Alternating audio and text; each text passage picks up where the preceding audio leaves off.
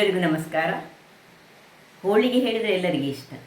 ಅದೇ ಹೋಳಿಗೆಯ ರುಚಿಯನ್ನೇ ಹೋಲುವಂತಹ ಒಂದು ಸುಲಭ ವಿಧಾನದಲ್ಲಿ ಮಾಡುವಂತಹ ಮಾವಿನ ಹಣ್ಣಿನ ಕಡುಬು ಹೋಳಿಗೆ ರೀತಿಯಲ್ಲಿ ಬರ್ತದೆ. ಹೋಳಿಗೆಗೆ ತುಂಬ ವಿಧಾನಗಳುಂಟು, ಸ್ವಲ್ಪ ಕಷ್ಟಕರ ಅಂತ ಎನಿಸ್ಬೋದು. ಆದರೆ ಇದು ಬಹಳ ಸುಲಭವಾಗಿ ಮಾಡುವಂತಹ ಒಂದು ಮಾವಿನ ಹಣ್ಣಿನ ಕಡುಬು. ರುಚಿಯಂತೂ ಮಾವಿನ ಹಣ್ಣಿನ ಹೋಳಿಗೆಯನ್ನೇ ಹೋಲ್ತದೆ. ಅದು ಸಹ ಅಕ್ಕಿಯ ಪುಡಿಯನ್ನು ಬಳಸಿ ಮಾಡುವಂಥದ್ದು, ಮೈದಾವನ್ನು ಬಳಸಿ ಮಾಡುವಂಥದ್ದಲ್ಲ. ಹಾಗಾದರೆ ಯಾರೆಲ್ಲ ನನ್ನ ಚಾನಲನ್ನು ನೋಡ್ತಿದ್ದೀರಿ, ಯಾರೆಲ್ಲ ಇನ್ನೂ ಸಬ್ಸ್ಕ್ರೈಬ್ ಮಾಡಿಲ್ಲ, ದಯವಿಟ್ಟು ಸಬ್ಸ್ಕ್ರೈಬ್ ಮಾಡಿ ಸಪೋರ್ಟ್ ಮಾಡಿ ಅಂತ ಹೇಳುತ್ತಾ ಬನ್ನಿ ಯಾವ ರೀತಿಯಲ್ಲಿ ಈ ಒಂದು ಕಡುಬನ್ನು ಮಾಡೋದನ್ನು ನೋಡೋಣ. ನಮಸ್ತೆ ಮಿತ್ರರೇ, ಇವತ್ತೊಂದು ಸಿಂಪಲ್ ಆದ ಒಂದು ಕಡುಬು ಮಾಡೋಣ. ಅದು ಮಾವಿನ ಹಣ್ಣನ್ನು ಉಪಯೋಗಿಸಿ ಮಾಡುವಂಥದ್ದು. ಮಾವಿನ ಹಣ್ಣು ಇರುವಾಗ ಮಾವಿನ ಹಣ್ಣನ್ನು ಉಪಯೋಗಿಸಿ ಏನಾದರೂ ಒಂದು ರೆಸಿಪಿ ಮಾಡಬೇಕು. ಹೇಗೆ ನಾವು ಅರಸಿನ ಎಲೆ ಕಡುಬು ಮಾಡ್ತೇವೆ ಅದೇ ರೀತಿಯಲ್ಲಿ ಇವತ್ತು ಮಾವಿನ ಹಣ್ಣಿನ ಒಂದು ಕಡುಬು. ಅದಕ್ಕೆ ಒಂದು ಬೌಲ್ನಷ್ಟು ಅಕ್ಕಿಯ ಹುಡಿ ಇದ್ದರೆ ಸಾಕಾಗ್ತದೆ, ಮತ್ತು ಸ್ವಲ್ಪ ಮಾವಿನ ಹಣ್ಣು, ಸ್ವಲ್ಪ ಬೆಲ್ಲ. ಮಾವಿನ ಹಣ್ಣು ಸಿಹಿ ಉಂಟು, ಅದರಿಂದ ಸ್ವಲ್ಪ ಸಾಕು ಬೆಲ್ಲ, ಸ್ವಲ್ಪ ತೆಂಗಿನ ತುರಿ, ಏಲಕ್ಕಿ ಮತ್ತು ಸ್ವಲ್ಪ ಬಾಳೆ ಎಲೆಗಳು ಬೇಕು. ಈಗ ಮೊದಲಿಗೆ ನಾವು ಏನು ಮಾಡುವ ಹೇಳಿದರೆ, ಈ ಒಂದು ಮಾವಿನ ಹಣ್ಣನ್ನು ಕಟ್ ಮಾಡಿಕೊಂಡು ತೊಳೆದುಕೊಂಡಿಟ್ಟ ಮಾವಿನ ಹಣ್ಣು, ಇದನ್ನು ನಾವು ಇದರ ಪಲ್ಪನ್ನು ಮಿಕ್ಸಿಯಲ್ಲಿ ಹಾಕೊಳ್ಳೋಣ. ಮಲ್ಲಿಕ ಮಾವಿನ ಹಣ್ಣಲ್ಲಿ ಗೊರಟು ಹೇಳಿದರೆ ಎಷ್ಟು ಸಣ್ಣದಿರುವುದು ನೋಡಿಕೊಳ್ಬೇಕು ಮಾತ್ರ. ಸೊ ಹೀಗೆ ಮಾಡಿ ಎಲ್ಲ ಒಂದು ಪಲ್ಪನ್ನು ನಾನು ಇದರೊಳಗೆ ಹಾಕ್ಕೊಳ್ತೇನೆ. ಹಾಕ್ಕೊಂಡು ಪ್ಯೂರಿ ಮಾಡಿ ಒಂದು ತರ್ತೇನೆ ನೋಡಿ ವೀಕ್ಷಕರೇ. ಇಲ್ಲಿ ನೋಡಿ ಪ್ಯೂರಿ ರೆಡಿ ಆಯಿತು. ಇದನ್ನೀಗ ಪಕ್ಕಕ್ಕೆ ಇಟ್ಕೊಳ್ಳೋಣ. ಇಲ್ಲಿ ಒಂದು ಪಾತ್ರೆಯಲ್ಲಿ, ಅಂದರೆ ಒಂದು ಕಡಾಯಿಯ ಬಣಲೆಯ ತವ ಯಾವ ಸಹ ಇಟ್ಕೊಳ್ಬೋದು. ಸ್ವಲ್ಪ ಚೂರು ತುಪ್ಪ ಹಾಕ್ಕೊಳ್ತಿದ್ದೇನೆ. ಅದರೊಟ್ಟಿಗೆ ತೆಂಗಿನ ತುರಿ ಹಾಕ್ಕೊಳ್ತಿದ್ದೇನೆ. ಚೂರು ತೆಂಗಿನ ತುರಿ ಫ್ರೈ ಆಗುವಾಗ ಇದರೊಟ್ಟಿಗೆ ಸ್ವಲ್ಪ ಬೆಲ್ಲ, ಇಷ್ಟನ್ನು ಹಾಕಿ ಒಂದು ಪಾಕ ಮಾಡ್ಕೊಳ್ಳೋಣ. ಸೊ ತುಂಬ ಸಿಹಿ ಮಾಡೋದು ಬೇಡ, ಯಾಕೆಂದರೆ ಮಾವಿನ ಹಣ್ಣೆ ತುಂಬ ಸಿಹಿ ಉಂಟು. ಸೊ ಇದನ್ನು ಸ್ವಲ್ಪ ಅದು ಪಾಕ ಆಗಲಿ, ಅಂದರೆ ಚೂರು ನೀರು ಹಾಕೊಳ್ಳೋಣ.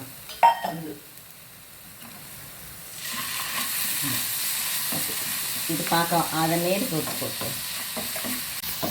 ಪಾಕ ಅಂತ ಹೇಳೋದಿಲ್ಲ, ಇದರಲ್ಲಿ ಕರಗಬೇಕು, ಬೆಲ್ಲ ಇದರಲ್ಲಿ ಕರಗಬೇಕು. ನಮಗೆ ನೂಲು ಎಳೆಯ ಪಾಕ ಎಲ್ಲ ಏನು ಬೇಡ ನೋಡಿ. ಇಷ್ಟು ಕರಗುವಾಗ, ಬೆಲ್ಲ ಕರಗಿ ಅದರಲ್ಲಿ ಮಿಕ್ಸ್ ಆಗುವಾಗ ಇದರಲ್ಲಿ ಸ್ವಲ್ಪ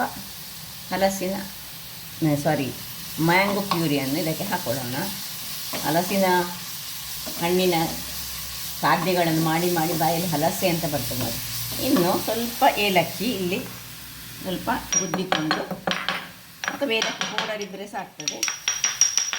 ಇದನ್ನು ತುಂಬ ಗುದ್ದುಕೊಳ್ಬೇಡಿ, ಸ್ವಲ್ಪ ಕಡಿಯಾಗಿದ್ದು ನಡುವಲ್ಲಿ ಸಿಕ್ಕಿದರೆ ಒಳ್ಳೆಯದಾಗ್ತದೆ. ಸ್ವಲ್ಪ ಇನ್ನೂ ಸ್ವಲ್ಪ ಇದನ್ನು ಹಾಕ್ಬಿಟ್ಟಿದ್ದೇನೆ.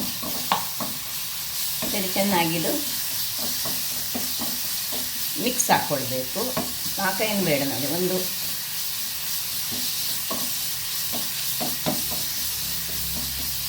ಆಯ್ತು, ಇಷ್ಟ ಆಗುವಾಗ ಇದನ್ನು ಆಫ್ ಮಾಡ್ಕೊಳ್ಳೋಣ.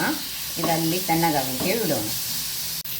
ಈ ಒಂದು ಮಿಶ್ರಣ ತಣ್ಣಗಾಗ್ತಿರುವಾಗ ಇಲ್ಲಿ ನಾವು ಈ ಒಂದು ಪ್ಯೂರಿಯನ್ನು ಒಂದು ಕಂಟೈನರಿಗೆ, ಅಂದರೆ ಒಂದು ಬೌಲಿಗೆ ಶಿಫ್ಟ್ ಮಾಡ್ಕೊಳ್ತಿದ್ದೇನೆ ನಾನೆಲ್ಲವನ್ನು.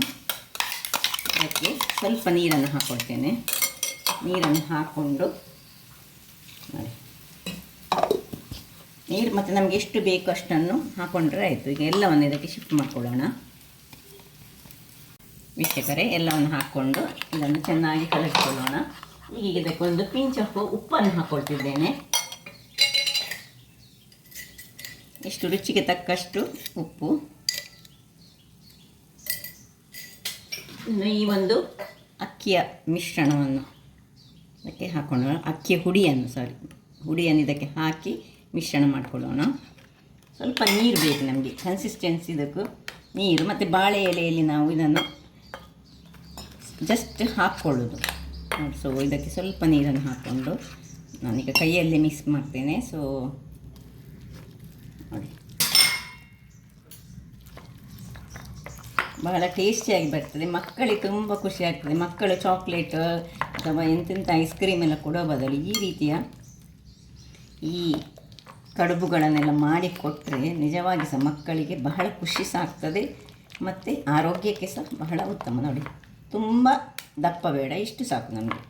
ನಾನೀಗ ಸ್ವಲ್ಪ ಪ್ರಮಾಣದಲ್ಲಿ ಮಾಡಿ ತೋರಿಸಿದ್ದೇನೆ. ನಾನು ಆ ಮಲ್ಲಿಕದ ಒಂದು ಪೀಸನ್ನು ಮಾತ್ರ ಯೂಸ್ ಮಾಡಿದ್ದೇನೆ, ಸಾಕು. ಈಗ ಒಂದು ಎಲೆಯನ್ನು ತೆಗೆದುಕೊಂಡು ಬಾಡಿಸಿದಂತಹ ಎಲೆಗಳು ನಮಗೆ ಇಂತಹ ಬಾಡಿಸಿದ ಎಲೆ ಬೇಕು.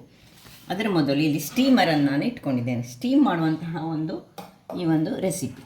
ಸೊ ನಾವು ಒಂದು ಕೈಯಲ್ಲಿ, ಇಲ್ಲದಿದ್ದರೆ ನಾವು ಹೀಗೆ ನೋಡಿ ಈ ರೀತಿಯಾಗಿ ಸ್ಪ್ರೆಡ್ ಮಾಡಿಕೊಳ್ಳೋದು, ತೆಳುವಲ್ಲಿ ಸ್ಪ್ರೆಡ್ ಮಾಡಿ, ತುಂಬ ದಪ್ಪ ಬೇಡ,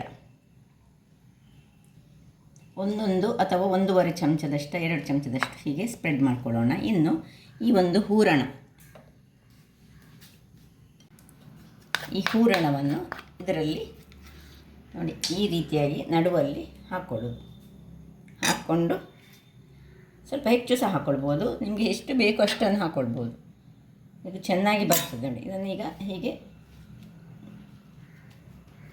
ಒತ್ತಿಕೊಳ್ಳೋದು, ಇದರೊಳಗೆ ಬಿಸಿಯಾದ ಇದರೊಳಗೆ ಇಟ್ಟುಕೊಳ್ಳೋದು. ಹಾಗೆ ಎಲ್ಲವನ್ನು ಸಹ ನೋಡಿ, ಇನ್ನೊಂದನ್ನು ಬೇಕಿದ್ದರೆ ಮಾಡಿ ತೋರಿಸ್ತೇನೆ. ಒಂದನ್ನು ಹೀಗೆ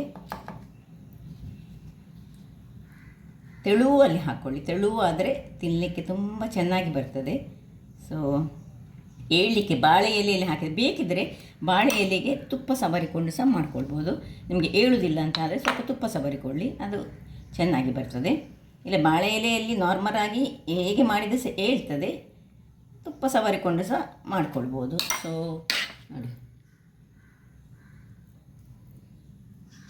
ಈಗ ನಾನು ಜಸ್ಟ್ ತೋರಿಸಿಕೊಡಲಿಕ್ಕೆ, ಇದು ಮಕ್ಕಳಿಗೆ ಮಾಡಿ ಕೊಡಿ. ಸಂಜೆ ಸ್ಕೂಲಿಂದ ಬರುವಾಗ ಇಂತಹ ಒಂದು ಚೆನ್ನಾದ ಒಂದು ಕಡುಬಿದ್ದರೆ ಮಕ್ಕಳು ತಿನ್ನಲಿಕ್ಕೆ ಸಹ ಕೇಳ್ತಾರೆ, ಮತ್ತು ಅವರಿಗೆ ಖುಷಿ ಸಹ ಆಗ್ತದೆ. ಸೊ ಒಂದೊಂದಾಗಿ ಹೀಗೆ ಎಲ್ಲವನ್ನು ಸಹ ಇಟ್ಕೊಳ್ತೇನೆ. ವೀಕ್ಷಕರೇ, ಇಲ್ಲಿ ನೋಡಿ ಕೊನೆಯ ಇದನ್ನು ಹಾಕ್ಕೊಳ್ತಿದ್ದೇನೆ. ಹೀಗೆ ತೆಳುವು ಮಾಡಿಕೊಂಡ್ರೆ ತುಂಬ ಇದಕ್ಕೆ ಸ್ವಲ್ಪ ನಾನು ತುಪ್ಪವನ್ನು ಸವರಿಕೊಂಡಿದ್ದೇನೆ ಕೊನೆಯದಕ್ಕೆ. ಸೊ ಈ ರೀತಿ ಏನು ರೌಂಡಲ್ಲೇ ಬರಬೇಕಂತಿಲ್ಲ, ಅದು ಫೋಲ್ಡ್ ಆಗುವಾಗ ಹೆಚ್ಚು ಕಮ್ಮಿ ಬರ್ತದೆ. ಸೊ ಇದಕ್ಕೆ ನೋಡಿ ಇದನ್ನು ಹಾಕ್ಕೊಂಡು ನೋಡಿ ಹೀಗೆ ಉಳಿದ್ರೆ ಕೊನೆಯದನ್ನು ಚೆನ್ನಾಗಿ ಕೈಯಲ್ಲಿ ಬೇಕಿದ್ದರೆ ಮಾಡಿಕೊಳ್ಳಿ. ಹೀಗೆ ಮಾಡಿ ಚಟ್ಟೆ ಹಾಗೆ ಮಾಡಿಕೊಂಡು ನೋಡಿ ಆಲ್ರೆಡಿ ಬೇಯ್ತಾ ಉಂಟು. ಸೊ ಒಂದು 20 ನಿಮಿಷಗಳ ಕಾಲ ಇದನ್ನು ಬೇಯಿಸ್ಕೊಳ್ಳೋಣ. 20 ನಿಮಿಷ ಆಯಿತು ವೀಕ್ಷಕರೇ, ಆಫ್ ಮಾಡ್ಕೊಂಡಿದ್ದೇನೆ. 20 ಸಹ ಸಾಕು, 15 ನಿಮಿಷದಲ್ಲೇ ಇದು ಬೆಂದುಕೊಳ್ತದೆ ನೋಡಿ. ಎಷ್ಟು ಚೆನ್ನಾಗಿದೆ ನೋಡಿ, ಪರಿಮಳ ಅಂತೂ ಸೂಪರ್ಬ್ ಆಗಿ ಉಂಟು. ಸೊ ಸ್ವಲ್ಪ ಬಿಸಿ ಉಂಟು, ಅದನ್ನು ಕೆಳಗಿಟ್ಟುಕೊಂಡು ತೆಗೆದುಕೊಳ್ಳೋಣ. ಸೊ ನಾನು ತುಂಬ ಮಾಡಲಿಲ್ಲ, ಎಷ್ಟು ಬೇಕು ಅಷ್ಟನ್ನು ಮಾತ್ರ ಮಾಡಿಕೊಳ್ಳಿ. ಮತ್ತು ಈ ಮಕ್ಕಳಿಗಂತೂ ಇದು ಬಹಳ ಒಂದು ಒಳ್ಳೆ ಆಹಾರ ಅಂತ ಹೇಳ್ಬೋದು ನಾವು. ಸೊ ತುಂಬ ಬಿಸಿಯಾಗಿ ಉಂಟು ಈಗ, ಅದರಿಂದಾಗಿ ಒಂದೊಂದಾಗಿ ತೆಗೆದುಕೊಳ್ಳೋಣ. ನೋಡಿ ಈ ರೀತಿ ಹೇಗೆ ಅದರ ಒಳಗೆ ಪೋರ್ಷನ್ ಉಂಟು ಹೇಳಿದರೆ ನೋಡಿ ಏನು ಚೆನ್ನಾಗಿ ಬರ್ತದೆ ಹೇಳಿದರೆ, ಹೋಳಿಗೆ ಹಾಗೆ ಆಗ್ತದೆ. ಸೊ ಮಾವಿನ ಹಣ್ಣಿನ ಹೋಳಿಗೆ ಹೇಗಿರ್ತದೆ ನೋಡಿ, ಅದೇ ರೀತಿಯಾಗಿ ಬರುವಂತಹದ್ದು ಬಹಳ ರುಚಿಕರ ಸಹ ಆಗಿರ್ತದೆ. ಕೇಳಿ ತಿನ್ನುವಂತಹ ಒಂದು ರೆಸಿಪಿ ಇದು. ಸೊ ಹೆಚ್ಚಾಗಿ ನಾವು ಹಿಂದಿನ ನಮ್ಮ ಪೂರ್ವಜರು ನಮಗೆ ಏನು ಕಲಿಸಿದ್ರೆ ಹೇಳಿದರೆ, ಖಾಲಿ ಒಂದು ಈ ಅಕ್ಕಿಯನ್ನು ಕಡ್ದು ಅಥವಾ ಅಕ್ಕಿಯ ಹುಡಿಯಿಂದ ಹೀಗೆ ಎಲೆಯಲ್ಲಿ ತೆಳುವಾಗಿ ನೋಡಿ ಹೀಗೆ ಮಾಡಬೇಕು, ಹೋಳಿಗೆ ಆ ರೀತಿಯಲ್ಲಿ ಬರ್ತದೆ. ಹಾಗಾದರೆ ನಾನು ಈ ಕುಕಿಂಗ್ ಚಾನಲ್ ನಿಮಗೆ ಇಷ್ಟ ಆದರೆ ಬೋಳೂರು ಸುವರ್ಣ ಚಾನಲನ್ನು ಲೈಕ್ ಮಾಡಿ, ಶೇರ್ ಮಾಡಿ ಹಾಗೂ ಸಬ್ಸ್ಕ್ರೈಬ್ ಮಾಡಿ, ಹಾಗೂ ನನ್ನ ಈ ಇನ್ಸ್ಟಾಗ್ರಾಮ್ ಪೇಜನ್ನು ಫಾಲೋ ಮಾಡಿ. ಧನ್ಯವಾದಗಳು.